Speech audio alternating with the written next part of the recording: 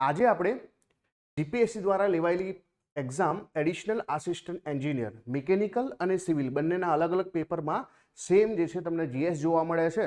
તો આજે આપણે ગણિત રીડિંગના પ્રશ્નોની ચર્ચા કરીશું. સૌથી પહેલો ક્વેશ્ચન છે કે તે નાનામાં નાની સંખ્યા છે કે જે 6, 8, 12, 16 વડે ભાગવા પર દરેકમાં 5 શેષ વધે છે. પહેલાં તો આપણે એ સંખ્યા શોધીએ કે ભાઈ આ બધાથી એને ભાગી શકાય અને આ બધાથી ભાગી શકાય તો એનો લસા હોય, પણ અહીંયા આપણે લસા શોધવાની પણ જરૂર નથી. સૌથી મોટી સંખ્યા લઈ લઈએ 16 અને 16 થી જે છે બરાબર આપણે નજીકની સંખ્યા કઈ છે જે ભાગી શકાય તો જો 16 દુ 32, 16 તરીને 48 બરાબર અને 16 ચોક 64 થઈ જશે જે ઓપ્શનથી મોટી થઈ જાય તો 48 એવી સંખ્યા છે જે 16 વડે ભાગી શકાય અને આપણે 5 શેષ વધારવાની છે તો 5 આપણે એડ કરીએ તો આપણો જવાબ જે છે અહીંયા આવશે 53.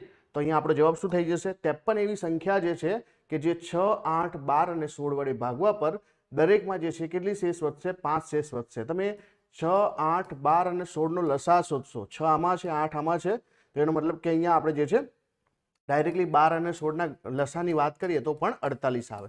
તો આવી રીતે પણ કરી શકાય છે.